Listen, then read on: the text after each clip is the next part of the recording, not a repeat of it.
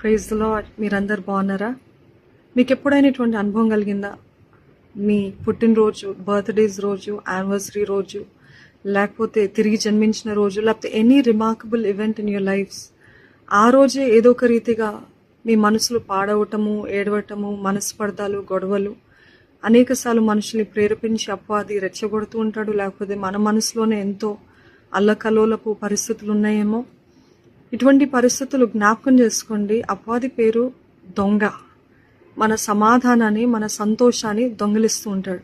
ఎన్నో ఎక్స్పెక్టేషన్స్ తోటి వెళ్తూ ఉంటాం. ఈరోజు సంతోషంగా ఉండాలి, ఈరోజు దేవుని అందు స్తుతించాలి, దేవుని స్తుతించాలి, ఆనందించాలి అనే ఆ రోజుల్లోనే కన్నీరు, గొడవలు, మనస్పర్ధాలు ఇవన్నీ జరుగుతూ ఉంటాయి.